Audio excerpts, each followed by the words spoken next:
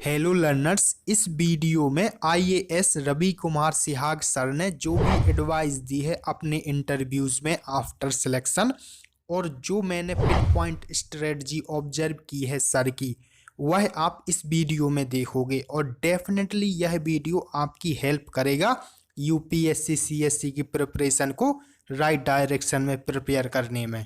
जो serious UPSC aspirant हैं वह इस वीडियो को पूरा ज़रूर देखें और जो बिगनर्स हैं या फिर जो तैयारी शुरू करने की सोच रहे हैं वो भी इस वीडियो को पूरा ज़रूर देखें, क्योंकि आपकी बहुत ही ज़्यादा हेल्प होगी। आप कुछ ना कुछ इस वीडियो से लेके ही जाओगे जिससे आपकी एग्ज़ाम प्रिपरेशन में हेल्प होगी।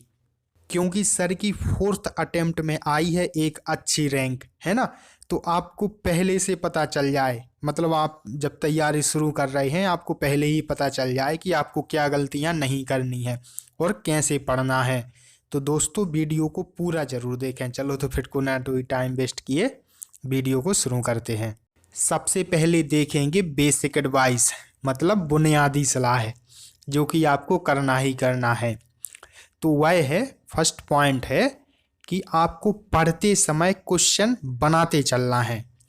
अब जैसे आप कोई सब्जेक्ट पढ़ रहे हैं तो आप उसमें जो भी पर्टिकुलर टॉपिक पढ़ रहे हैं तो आपको यह सोचते रहना है कि यूपीएससी इसमें से कैसा क्वेश्चन बना सकता है। मतलब इस सर ने पहली एडवाइस दी है आपको, तो आपको जो भी पढ़ना है उसको क्वेश्चनिंग माइंडसेट से पढ़ना है। और सेकंड है कि अगर आप एक साल में या फर्स्ट अटेम्प्ट में निकालना चाहते हैं तो आपको 3 टिप्स के ऊपर ध्यान देना है। रीडिंग लेस, रिवाइज्ड मोर, थिंक मोर। क्योंकि आप जब कम पढ़ोगे लेकिन रिवीजन ज़्यादा करोगे तो आपको वह अच्छे से याद रहेगा। और थिंक मोर है, आप अपने माइंड को नई नई चीज़ों के लिए, क्रिएटिविटी के लिए खुला रखें। इसी से आपका मेंस में बहुत ज़्यादा इम्पैक्ट पड़ेगा, है ना। तो इन चीज़ों को ध्यान जरूर रखें आप। और थर्ड है कि पढ़ने का लालच भी आपको ख़त्म करना है।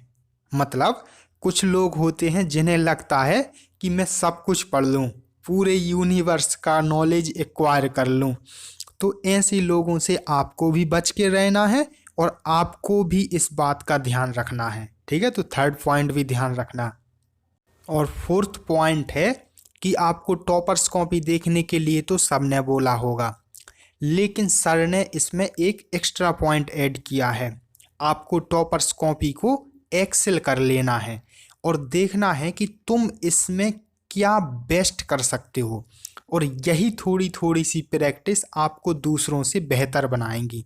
आपको समझ में आया कि सर ने क्या कहा है कि मतलब अगर आप टॉपर्स कॉपी देख रहे हैं तो उन टॉपर्स कॉपी में भी आपको अपना मतलब माइंड का यूज करना है, अपनी थिंकिंग का यूज करना है कि इसमें आप और क्या बेस्ट कर सकते हो, इससे आप बेहतर कैसे कर सकते हो।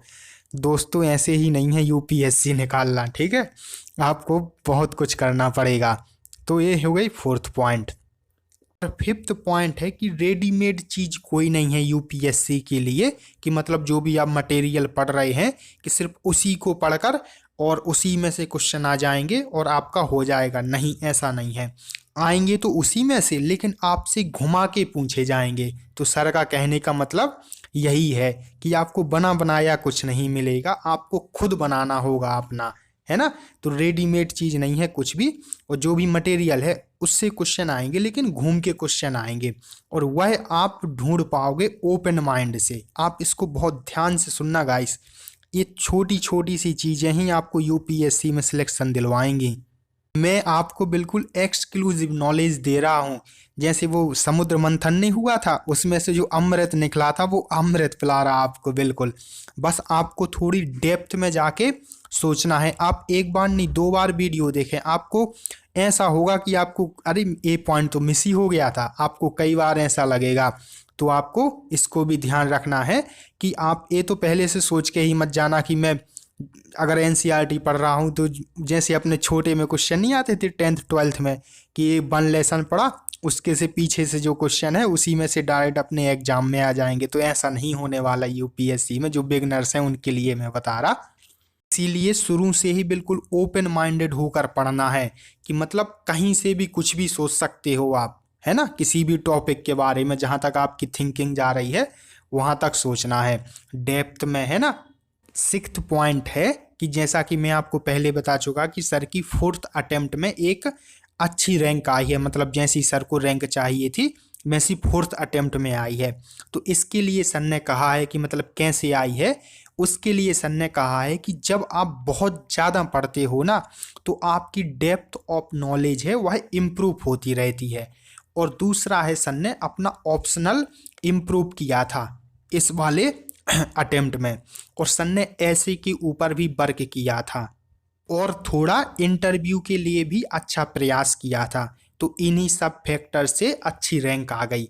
तो गाइस देखिए, अब इसमें से आपको याद रखना है कि अगर आप बिगिनर्स हैं, अभी से शुरू कर रहे हैं तैयारी, तो इन सब के ऊपर आपको भी अभी से फोकस करना है जिससे कि आपके पहले अटेम्प्ट में ही हो जाए, है ना। तो इन सब के ऊपर आप पहले से फोकस कर सकते हैं।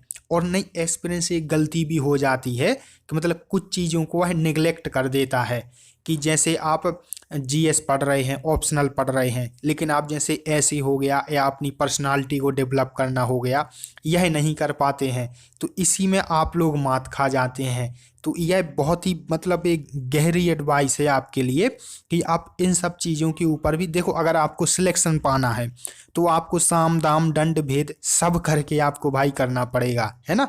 तो आपको इन सब के ऊपर पहले से फोकस करके चलना है, यही कहने का मतलब है मेरा, मैं आपको बार बार बोल रहा हूँ। 7th पॉइंट है कि आपको डेली के 2 सब्जेक्ट लेके चलना है और उन्हें इंटरलिंक करके पढ़ो। जैसे आप हिस्ट्री पढ़ रहे हो तो उसके साथ ज्योग्राफी पढ़ सकते हो, क्योंकि जैसे आप हिस्ट्री में कहीं पर कोई भी जंग हुई तो आप उससे ज्योग्राफी से आप उसे कनेक्ट कर सकते हो, है ना। तो इन दोनों सब्जेक्ट को आप एक साथ पढ़ सकते हो और यही अप्रोच आप और भी सब्जेक्ट के लिए अपना सकते हैं इंटरलिंकिंग की, है ना। और इसी से आपकी जो ओपन माइंड है ना वह भी होगा, क्योंकि यूपीएससी कहीं से भी क्वेश्चन पूछ लेगा। तो आप जब अलग अलग माइंड सेट से, है ना, वो अलग अलग अप्रोच से आप पढ़ोगे तो इससे आपको बहुत ही ज़्यादा फायदा होगा। और सर ने कहा है कि आपने जैसे ही एक रीडिंग पूरी करी उसके बाद आपको तुरंत दूसरी रीडिंग भी करनी है।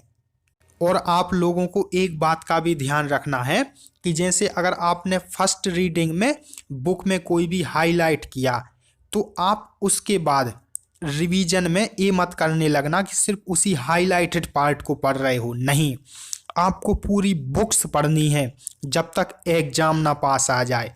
आपको हाईलाइटेड पार्ट पढ़ना है सिर्फ एग्जाम के समय में, यह सर ने कहा है। तो आपको इस बात का भी ध्यान रखना है। और 8th पॉइंट है बुक लिस्ट, जिससे मतलब आप सिर्फ स्टार्ट कर सकते हो। सर ने ऐसी स्पेसिफिक बुक लिस्ट तो नहीं बताई, लेकिन सर ने कहा है कि आप एनसीईआरटी प्लस लक्ष्मीकांत, इससे आप प्रिपरेशन को स्टार्ट कर सकते हो। जब आप इतना कर लोगे तो फिर देखो सबकी एक ऑन स्ट्रेटजी होती है ना। तो वह भी आपको अपनी खुद की ऑन स्ट्रेटजी बनानी है। तो आप जब इतना कवर कर लोगे तो आप खुद डिस्कवर करने लगोगे कि आपको क्या पढ़ना है क्या नहीं पढ़ना है ना। तो आपको ये जरूर ध्यान रखना है। और सर ने कहा है कि मतलब बिफोर प्रिपरेशन आपको सिलेबस, पीवाईक्यू और टॉपर्स कॉपी को जरूर देख लें। यह जरूर ही देख लें बिल्कुल प्रिपरेशन शुरू करने से पहले। तो ये तो हो गई सर की बेसिक एडवाइस। अब थोड़ी स्पेसिफिक प्रीलिम्स के लिए जो भी सर ने एडवाइस दी है वह देखते हैं। फर्स्ट पॉइंट है, अब देखना आपको इसमें प्रीलिम्स का नेचर पता चलेगा कि प्रीलिम्स कैसा है। सर का 2 बार प्रीलिम्स हो चुका था, दोनों बार सर का सिलेक्शन भी हो चुका था, लेकिन थर्ड टाइम में सर का बताओ प्रीलिम्स भी नहीं निकला था। तो इसके लिए सर ने कहा है कि आपको अपने बेसिक्स के ऊपर वर्क करना है, कि मतलब जो भी आपकी बेसिक्स बुक लिस्ट हैं उनके ऊपर वर्क करना है। और सर ने इस बार बहुत ज़्यादा बेसिक्स के ऊपर वर्क किया था, क्योंकि भाई सबको डर लगता है ऐसे, है ना, कि प्रीलिम्स ही ना निकले। तो सर ने बहुत ज़्यादा किया था, तो बहुत अच्छे मार्जिन से सर का प्रीलिम्स भी हो गया था। तो इस एडवाइस को ज़रूर आप ध्यान रखें, है ना। और सेकंड है कि सर ने प्रीलिम्स के लिए नोट्स नहीं बनाए थे, लेकिन सर ने जो नोट्स बनाने के लिए एडवाइस दी है वह है कि आप 4-5 रीडिंग के बाद ही नोट्स बनाएं। और वो भी आप पॉइंट वाइज बनाएं और उसमें स्पेस छोड़ दें कि आप बाद में कुछ ऐड कर सकें। और जो प्रीलिम्स के लिए आपको टेस्ट सीरीज़ है वह आप 30 to 40 टेस्ट लगा सकते हैं। और सर ने एक और एडवाइस दी है कि मतलब पीटी के पहले आपको कुछ नया नहीं पढ़ना है, मतलब जो भी आपको पहले बता चुका कि जो भी आपके बेसिक्स हैं उन्हीं को बार बार रिवाइज करना है। और जो सी सेट है उसके लिए सर ने तो मतलब कुछ नहीं किया एक हिसाब से, क्योंकि सर का पहले से एसएससी सीजीएल मतलब क्लियर कर चुके थे सर। लेकिन सर ने कहा है कि मतलब अगर आपका मैथमेटिकल बैकग्राउंड नहीं है और अगर है भी है तो भी आप प्रिपेयर कर लें, क्योंकि सर का मतलब इतना अच्छा बैकग्राउंड होने के बावजूद भी सर को टफ लगा था इस बार, है ना। तो यह सर ने आपको एडवाइस दी है कि आप पहले से प्रिपेयर कर लें सी सेट को। चलो ये तो हो गई सर की प्रीलिम्स के लिए एडवाइस। अब थोड़ा मेंस के लिए एडवाइस जानते हैं। सर ने मेंस को लेकर कहा है कि मेंस में खेल है मार्केटिंग का और प्रेजेंटेशन का, कि आप कॉपी में कैसे अपने आप को मार्केट कर पा रहे हैं और आप अपने आप को कैसे प्रेजेंट कर पा रहे हैं, है ना। इसके लिए सर ने कुछ टिप्स एंड ट्रिक्स बताई हैं जो कि आप आगे जानेंगे। और इससे पहले कि आप वीडियो में खो ही जाएं या भूल जाएं, प्लीज़ आप चैनल को सब्सक्राइब जरूर कर दें। प्लीज़ रिक्वेस्ट है आपसे, आप थोड़ा हमें सपोर्ट करें जिससे हमें मोटिवेशन मिलती रहेगी। चलो तो दूसरा पॉइंट जानते हैं। वह है कि आप बुलेट पॉइंट में लिखिए ज़्यादातर, है ना। तो इस बात का ज़रूर ध्यान रखें आप कि आपको ज़्यादा पैराग्राफ में नहीं लिखना, आपको बुलेट पॉइंट में ही लिखना है। और मैं आपके प्रीवियस टॉपर्स हैं वही भी यही बोल चुके हैं, है ना, कि मतलब 10% स्टोरी वे में लिखना है आपको और बाकी आपको मतलब पॉइंट्स में ही लिखना है। और थर्ड पॉइंट है कि आपको इंडिया और जो नेबर्स की कंट्रीज़ हैं अपने भारत और भारत के आसपास की जो भी कंट्रीज़ हैं उनके मैप्स बनाने ही आने चाहिए। आपको बिल्कुल रट लेना है ये जितने भी इंडिया एंड नेबर्स कंट्रीज़ हैं इन सब के आपको मैप्स बनाने ही बनाने हैं। बहुत ज़्यादा इम्पोर्टेंट है और बहुत ज़्यादा आपकी हेल्प करेंगे यह मेंस में। और अब मैं अभी जो आपको फोर्थ पॉइंट बताने जा रहा हूँ यह बहुत ही ध्यान से सुनना, बहुत ही ज़्यादा इम्पोर्टेंट है। एग्ज़ाम लिखते समय इस बात का ध्यान जरूर रखना है आपको कि जो वहाँ पर कॉपी चेक कर रहा है उसे आप पिन पॉइंट तरीके से बताने की कोशिश करें। कुछ भी वहाँ पर ऐसे मत लिखने लग जाना कि जैसे एक छोटा बच्चा कॉपी चेक कर रहा हो। अब इसमें बहुत ही थिन लाइन है समझाने में। आपको कॉपी में ऐसा लिखना है कि उसे स्ट्रगल ना करना पड़े आपके आंसर को पढ़ते समय। आप जो उसे बताना चाहते हैं उसे उसकी आंखों के सामने स्पष्ट दिखे। पर अगर आप वहाँ पर किसी बड़े पॉइंट या डेफिनेशन को वन वर्ड में समअप करना चाहते हैं तो आप वहाँ पर कर देना, क्योंकि जो वहाँ पर कॉपी चेक कर रहा है उसे उस वन वर्ड का मीनिंग बहुत अच्छे से पता है, तभी वह कॉपी को चेक कर रहा है। मतलब मेरे कहने का मतलब यह है और शायद आप समझ भी गए होंगे। इसमें बहुत ही थिन लाइन है।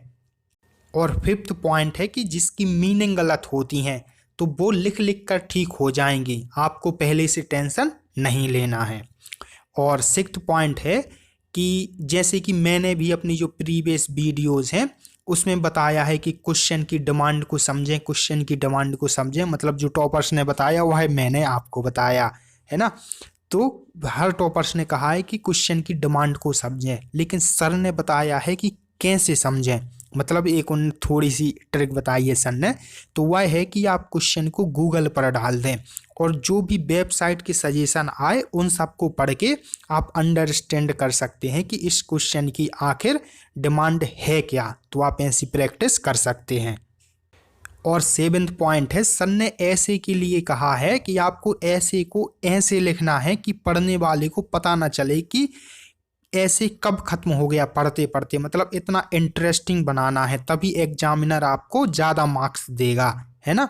और एट्थ पॉइंट है अपना ऑप्शनल को लेकर कि सर ने कहा है कि आपको ऑप्शनल के नोट्स ज़रूर बनाने हैं और प्रीलिम्स से पहले एक बार ज़रूर आपका ऑप्शनल कवर हो जाना चाहिए। तो यह हो गया आपका ना इस वीडियो का लास्ट पॉइंट। और अगर आपको वीडियो में कोई कमी लगी है तो आप कमेंट में ज़रूर बता दें और सब्सक्राइब ज़रूर कर लें और शेयर कर दें वीडियो को। यहाँ तक देखने के लिए आपका बहुत बहुत धन्यवाद।